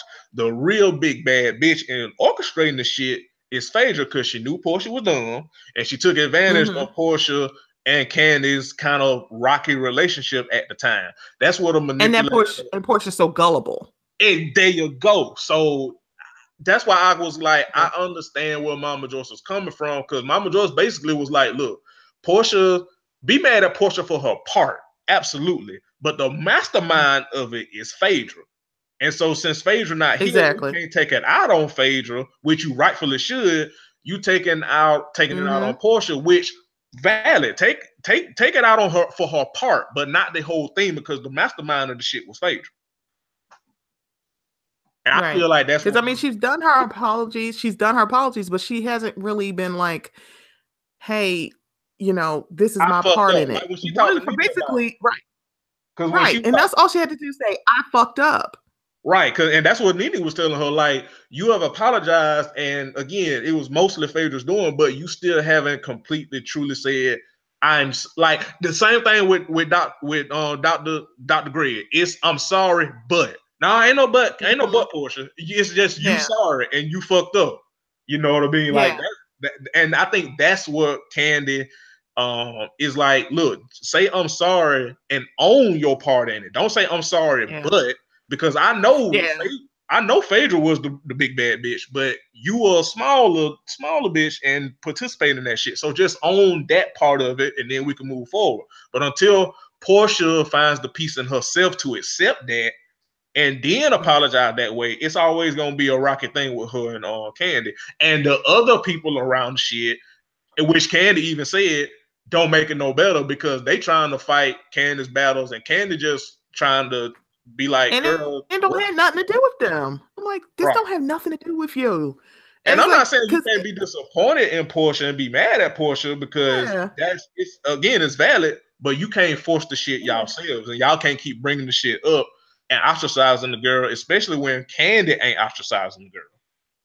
Exactly. And she's not asking y'all to either. She's not saying, oh, if she come, I'm not going to be there. She'd be like, okay, I'm going to be there. And she doesn't really acknowledge her, nor should she. Because a lot of Portia's apologies are, I'm sorry, I believe the lie. I'm like, here's the thing. You don't have to be sorry you believed in something. You need to be sorry about the fact that you broadcasted it on national television. There you go. There you go. It's like, And that's what you should be apologizing for. Not apologizing that you believed Phaedra. I'm like, I don't need you to apologize to me for that. Right. I'm sorry you believed it too. Right. Especially since it's a lie on me. You know, but right. And it's a lie. It's like, wow. It's like, right. Child. But yeah, I think that's what it is. Like, Kandi just want her to own her part in it. Not saying she was the sole, instigator, because again, we know what that's Phaedra. Like, she's the Wicked Witch of the West. But you should have known better, and you had receipts that you known better. So own that and say I fucked up instead of saying I fucked up. But no, ain't no but. Just say you fucked up, and then we can move forward. But if you keep saying I fucked up, but we ain't never gonna be cool, and especially with everybody around us instigating the shit, it's never gonna be cool. Exactly. So so speaking of, Nene. Oh boy. You know what? So speaking of, I'm sorry. Speaking of, I'm sorry, but Lord. So Nene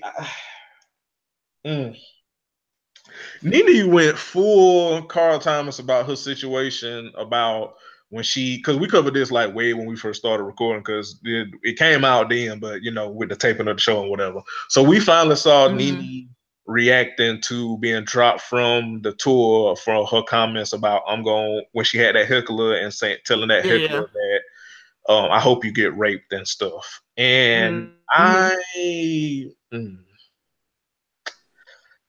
what are y'all thoughts? Because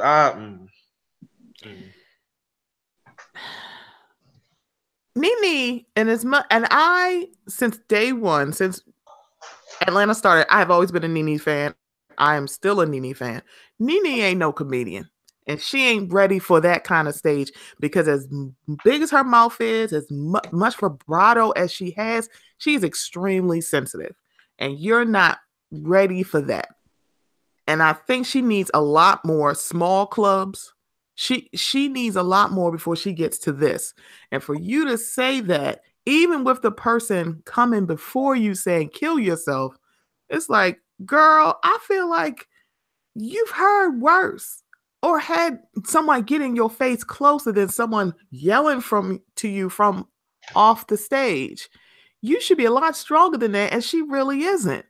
So I get why they dropped her, but it was like, that was your first thought? Like, that's your first thought to say? I'm like, but when you mad, shit just come out your mouth. I get that. Nene is not funny. She's shady, and it's a difference. Shade can't. Well, that's what I said. She's not a comedian. Shade can be funny, but the two aren't mutually exclusive. And because you are shady in the confessionals on your reality TV show, that's edited and cut and paste and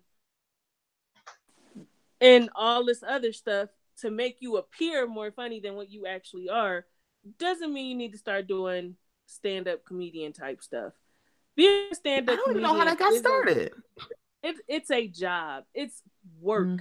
Stand-up comedians spend months and years putting sets and shows together, and they even bomb them. So you feeling like you can dip your toe in the pond because you a little bit funny on Housewives of Atlanta.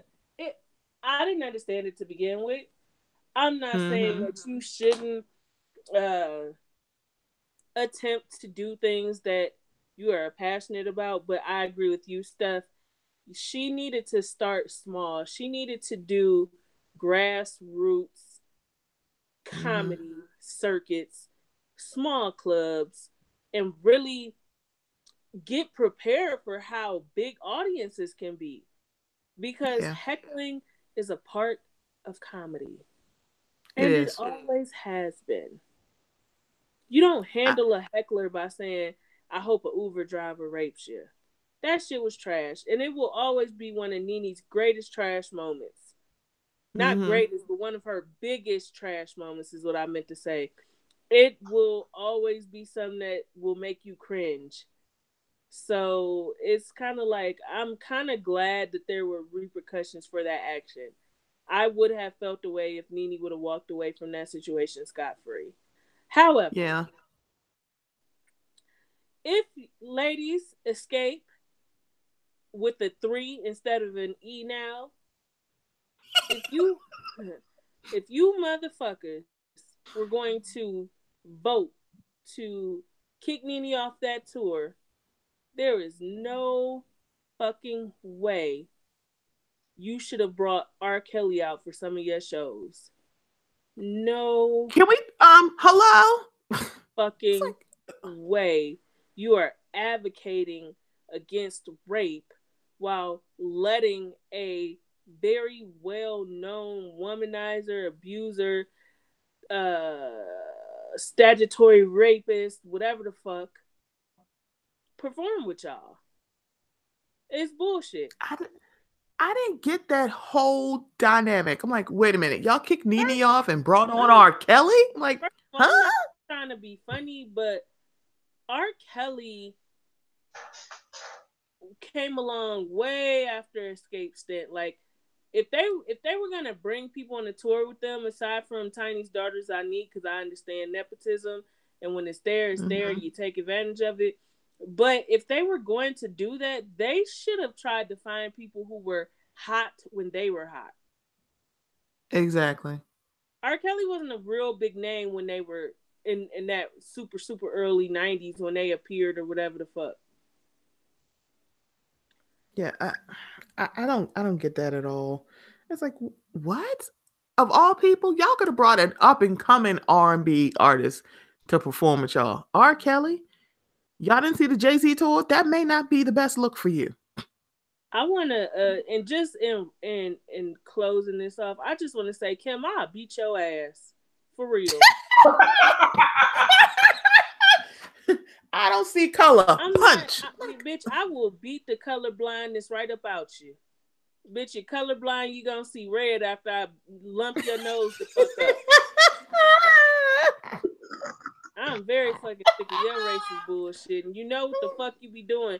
All that thinly veiled racism and you motherfuckers talking about, I don't see Kim. And gaslighting. She be gaslighting Nene every time. Kim is racist. I mean, I'm just saying, bitch, you knew them wasn't no motherfucking roaches, and your little pissant daughter knew that shit too. You did that because, like Jeremy said, that is a trope associated with poor black people. Exactly. Kim may look dumb, but she ain't that damn dumb. She not. She know what she's saying. I keep you dumb. Well, Candace has an appointment, and we're not gonna keep her. But before we go, listen, we got to touch on Housewives of Atlanta. Jeremy, I know you will do a very good job dragging Sky. But we got to, before I run up out of here, we got to talk about not Housewives of Atlanta, Love and Hip Hop Atlanta. Yes. Let me say this. I'm underwhelmed by Erica Mena being back on Love and Hip Hop. Why the fuck is she there?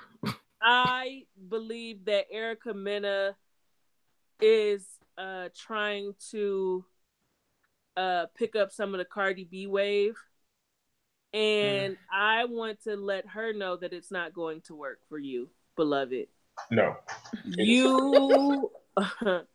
You pretty much nailed your coffin shut with the fans of Love and Hip Hop when you left and made that tweet about how, mark my words, people on Love and Hip Hop just desperate for the money. Remember, I tweeted this. You were back, baby, and clearly desperate for money. And you rubbing old Jazzy Face stomach. He looked like a fat black Buddha.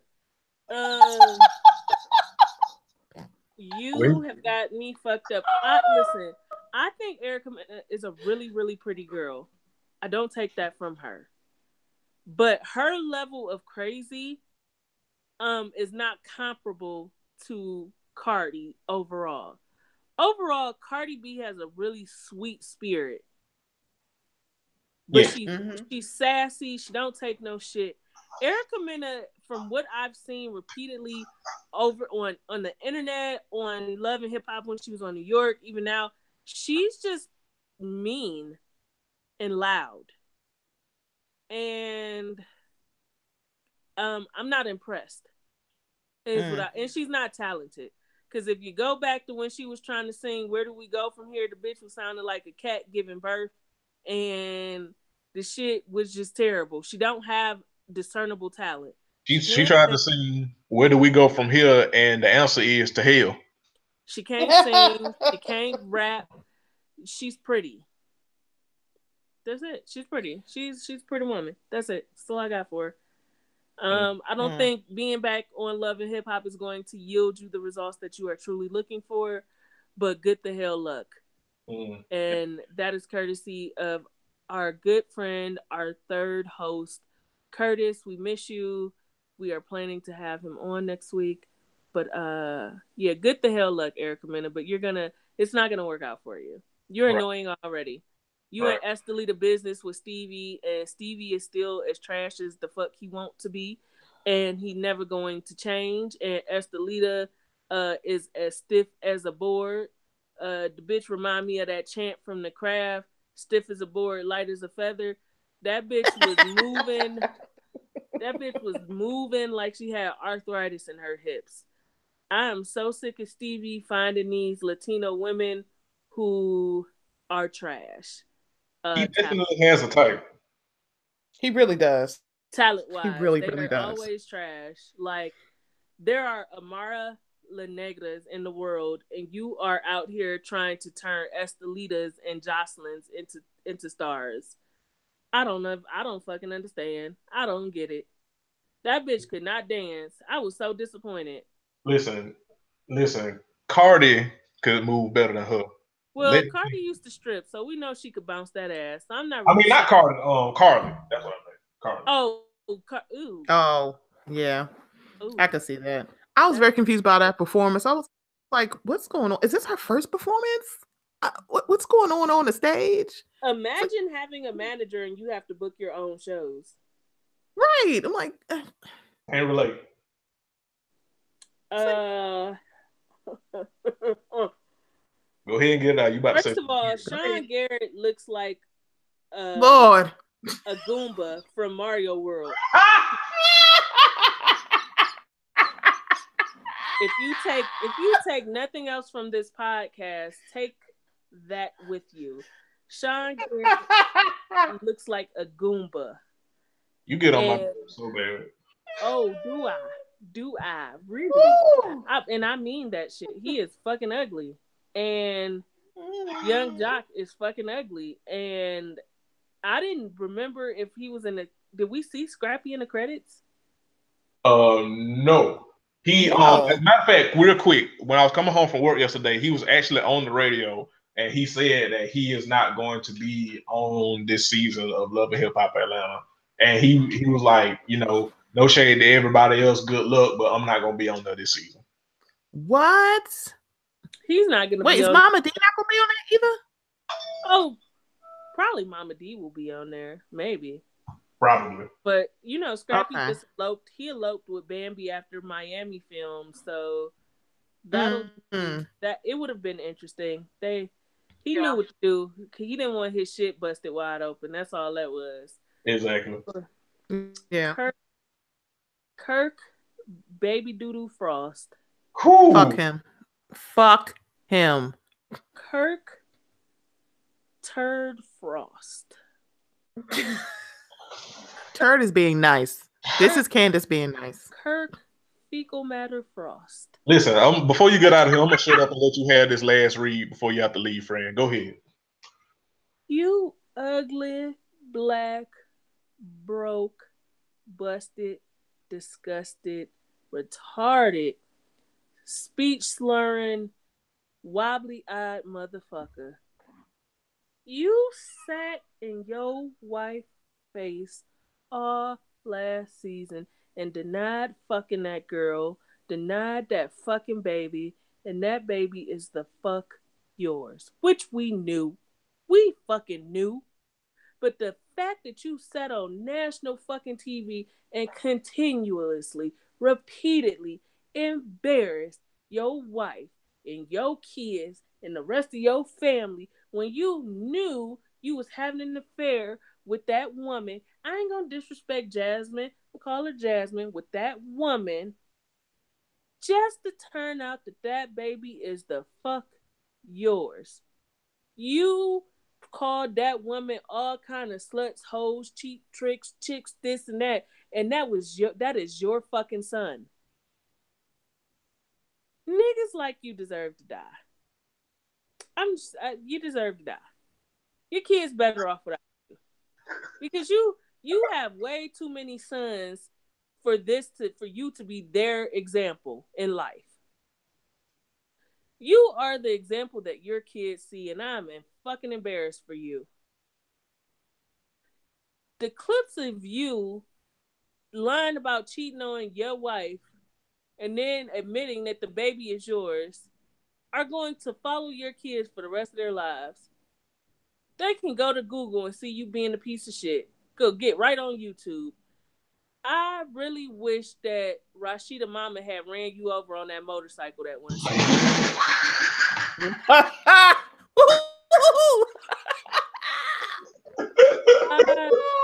Oh my God. Something sat deep in my spirit when he was like, yeah, I'm the baby mine. The baby yours? You swore up and down you fucked her once with a condom. You even tried to say it with Jock Baby. Mm-hmm. You know, Stab him. May you rot in shit. May you rest in hell. May you never get another peaceful night's rest again in your old, ugly fucking life. Nobody deserves that. Nobody, man or woman, nobody deserves to be treated how you have treated Rashida. That shit is wild to me. Rashida, stab him. In the words of my great friend, stab him. Stab that man. Stab him. Rusty knife. And then say he fell on a piece of broken glass. Stab him. Right. Say he hit his head on the toilet one day. I don't know. Kill that nigga. Listen, let me tell you something. It's niggas like Kurt Frost is why I advocate for stabbing. Shout out to our friend XD at Jade and XD Podcast who started this movement. But stab him. Stab him. Please. Somebody, please stab him. And stab Scott. Stab Scott too. Take her with you. Stab him. I'll get to her. Trust me, I got you, friend. I got you. Yeah, I can't wait to listen back to this because I do feel like I just adequately dragged Kurt. Yes, you did. Yes. Proud. It was delicious. I'm feeling the glory. I can't wait to hear this back and listen again. You are doing amazing, friend. I love you guys. I am glad we are back. Atlanta looks like it's going to be amazing. When we come back next week, maybe we'll discuss marriage boot camp after that catch up with Chrissy and Jim Jones. It's good to be back. Indeed. Also, before we go, I read that the Housewives of Atlanta reunion is going to be full of bombs. They are saying that Kenya is going to announce her pregnancy. Oh boy. And yeah, she did. It will be Broadway theater. She went on and she got them old eggs scrambling. All right. I'm gonna get out of here. I will see you guys next week. I love most Black people.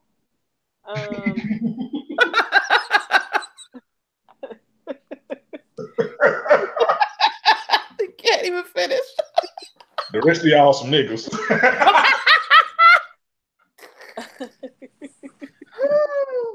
Send your nigga book to Candace. Cindy like, oh, here's your nigger book, and let me tell you about this word. Correct. I will see you next week, same time, same place. Thank you, Steph. I adore you. And I adore you too, love. We will talk later. Okay. Peace, my nigga. Alrighty. Yes, so it's just me and Steph. We won't be long, Okay. but my nigga Candace had an appointment, and we kind of ran on long a little bit. But it's fine. We'll we took the week off, so y'all niggas gonna get close to a 2-hour show. It's fine. Y'all be all right. Yeah. Y'all be all right. So yeah, I think that. Listen, let me tell you something. Listen. Kirk has to die. Like, he just has to die. Like, Candace read him, and I won't add too much more, but he just has to die. Like, Kirk Frost must die, okay? And that's just kind of how I feel about it. But also, speaking of Atlanta is looking to be interesting. Mimi has another girlfriend, surprisingly. Yeah,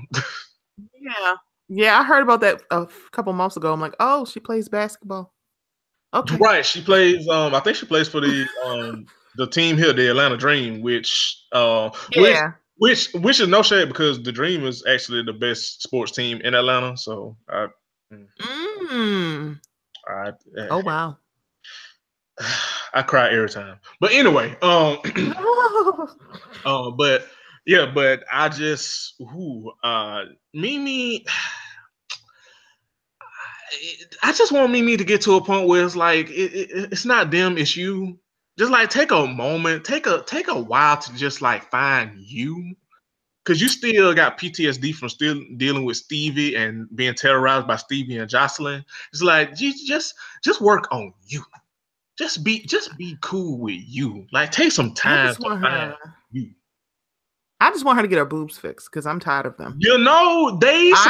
I am offended. They kind of look. They don't look as bad. They look like they finally have settled a little bit. They didn't look as bad. Like, instead of them being hard as iron like last season, I think they're hard as a kitchen counter. Like it's levels. Like, they kind of like you know how water seeks its own level. Like, they kind of have settled in. Like, they don't look as they didn't look as bad. Or maybe maybe it was the lighting. Maybe it was but they didn't look as bad as last season. So maybe, but I just want Mimi to just learn to like be alone, because everything always ends in disaster for whoever Mimi dates. And I just it really is. Just work on you. It's like scorched earth after every ex. Right. And it's like Mimi is crazy. And it seems like she crazy. And it seems like it's gonna be drama with Chris coming back and that whole dynamic. And it's just like it ain't them, it's you, Mimi. You're crazy. You're just crazy. It really is. It's like I want her to find real love. I don't know about this new lady. She probably is good for her. I don't know, but Mimi need to get the fuck out of her own way. Like, she is tiresome. I'm like, ugh. It seems like the girl is good for Mimi, but Mimi ain't good for her, which is always the case because Mimi crazy. Right. I'm like, you're like, oh, I'm so crazy. I can't take dick no more. So I'm going to be with these ladies. But then your lady is no longer, she doesn't identify as a lady. So I don't know if that fucked you up. Maybe that's what it was. Now you're dealing with, the basketball player who seems to be good. She didn't even respect that shit. She was just misgendering Chris all kind of goddamn ways. Right. I'm like, but it was like, what are you doing? He said he is not a woman. What we doing? Right. It's like, so you want people to respect your sexuality and your bisexuality and whatever, which they should. But you can't respect Chris and saying that he identifies as he and wants to be identified and respected as such. It's like, Mimi, that's not how this works, girl. It's not. Is it Uchiwada or one mic? Yes or no? Right. It's like, pick one, baby, because Speaking of mess, get Carly Red the fuck out of my goddamn TV screen. Child, if The y'all get her first, old ass. the first motherfucking episode, you started some shit with Estelita. The first goddamn episode. And of course, the first bit of mess would be with your old messy ass. Carly, girl, fuck you. It's like, what we doing? Oh, I got words.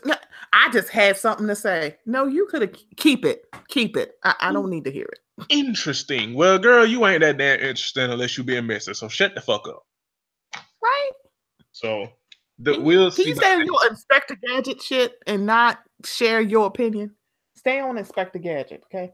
When them goddamn that goddamn fix a flat ass. And this is not mocking plastic surgery. This is mocking Carly. But we shall see. Atlanta looks like it's gonna be a hot ass mess, and I can't wait for the rest of the season. But we're gonna get up out of here, but not before we touch on Black Ink Crew. So I don't have much. Good the hell look with oh shit and Nikki with that damn baby, cause it looking like yeah, it is a baby, but it ain't looking like it's oh shit baby. So good the hell look, oh shit. Good the hell look, everybody. Melody met her father, which was nice, and that and the third. Fucking Sky. Well, I get to that. Fucking C's.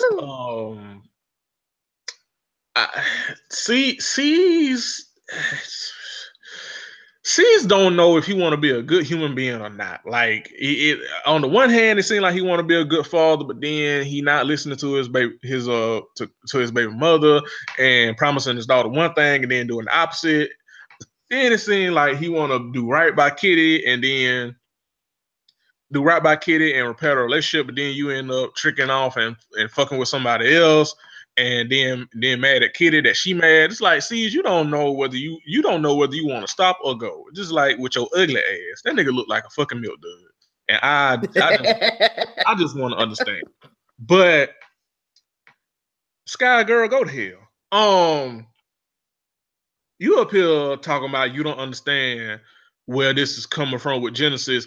The nigga, because you still acting like in the words of Genesis, motherfuckers ain't being real. You raised them children and then gave them up for adoption. And then, like Genesis said, went on to have a fabulous life and this, that, and the third on Black Ink, getting all the surgery and done and shit and just living your best life. And you could have called those boys. You could have been in contact with those boys. And fuck C's for trying to play the fence and like talking about what Genesis saying. It's like, I understand where he coming from, but I don't believe him because I know it's not true about Sky. C's, fuck you. Cause you just listen to that boy pour his heart out and then talking about you don't believe him. Like, you could have just stayed your milk dud head ass on. Boy, fuck you. But Sky is truly trash, and she will consistently get the truly trash award. Also, listen, damn near everybody in that shop don't fuck with everybody or fucked everybody, and especially C's. Like, C's is like disease community dick at this point. Ain't nowhere in hell Sky. Listen, let me tell you something. I thoroughly believe that that Kitty was about to put hands and feet on fucking Sky. For several reasons. One, because of that shit she put on Young Bae, which still fuck her. Young Bae better than me, because ain't no way in hell I forgive Sky. And then two, how you calling Kitty all kinds of thoughts and this, that, and the third, and you fuck C's, girl? Like, the fuck? What was it? I don't understand. I don't understand. You're trash in your relationships. You're trash with your kids. You're trash at minding your goddamn business. Like, you can tell Sky is a miserable person, And that's why she takes everything out on everybody else, because of her guilt of the bullshit that she does eats at her inside. And she'll never admit to the shit. But when a motherfucker is just vile and malicious like that and just takes it out on everybody, that's because they miserable inside and they boxing with the demons and shit. So Sky, girl, fuck you. Fuck everything you stand for. And it's really disgusting that she is lying and taking advantage of her son's pain for a story, basically, because you take this storyline away about her children. Sky ain't on Black Ink. Sky don't have a check. Sky ain't got money, so she needs this storyline, but it's sick, and I don't think Genesis will ever forgive her, really. And to be perfectly fucking honest, I think he'll have a much better life without Sky.